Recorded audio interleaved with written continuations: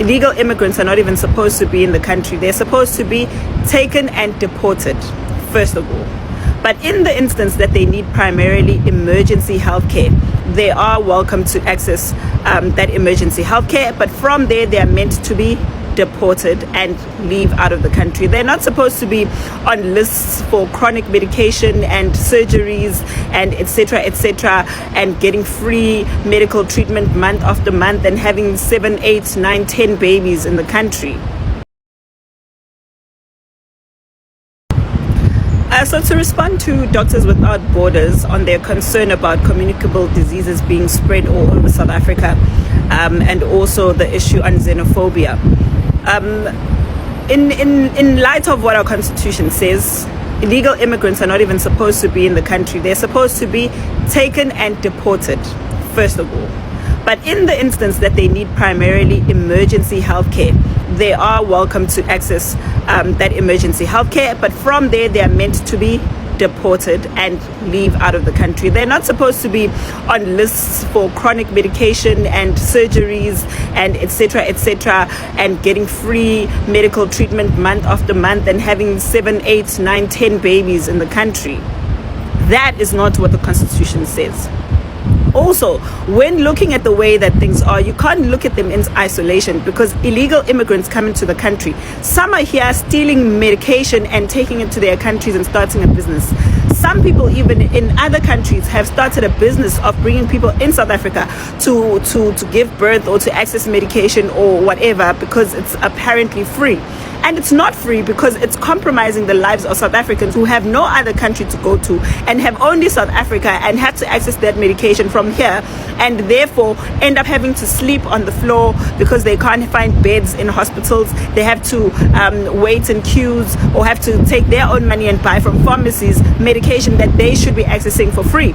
So when we're looking at this problem of illegal immigrants, I would really ask and plead with them to look at it in a holistic manner instead of looking at it from one side of pity.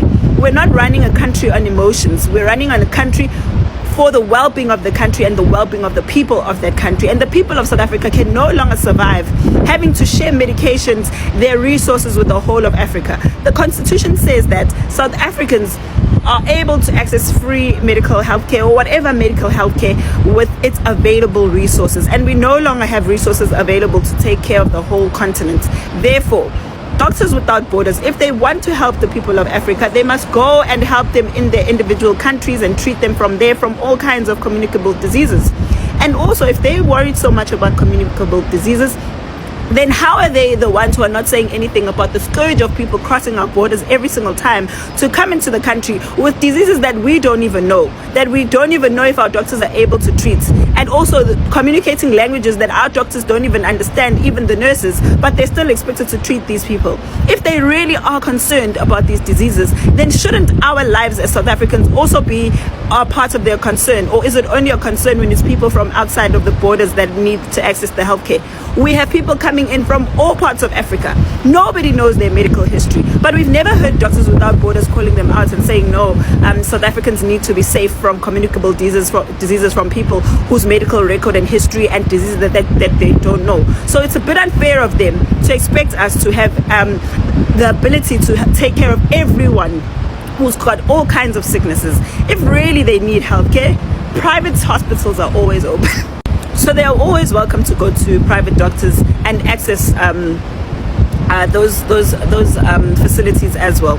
But also in the whole naming of what we're doing as xenophobia, it's quite saddening and disheartening that there are people who keep on pushing this notion of xenophobia when they are not the ones who have to go and see their grandparents lying on the floor because they don't have access to medical health care, because there's a queue of illegal immigrants that we don't know who are coming to access our health facilities.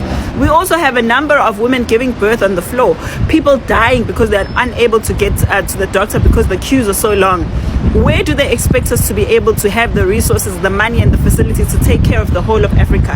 If they're trying to solve the problem, then they should look at it from all sides and all angles. Don't look at it from the angle where you feel like it mostly will make you sound and look good. There are South Africans who have died because they're not able to access chronic medication because apparently it's run out, or they are on the list for all kinds of treatments but are not able to see the doctors in time for their lives to be saved because we're trying to save the whole of Africa. We can't go on like this. South Africa does not have enough resources to take care of Africa. And if Doctors Without Borders is concerned about the whole of Africa, then treat the whole of Africa in their individual countries. They don't all have to come to South Africa for that. We don't have the space. We also need those resources as much as they do. And for any country to survive, it needs to be a country that prioritizes its citizens and makes sure that they are taken care of as well as their well-being. So that is my response, and I hope that they come up with a solution that's going to work for other African countries to be able to have access to medical health care without bringing South Africa into the mix.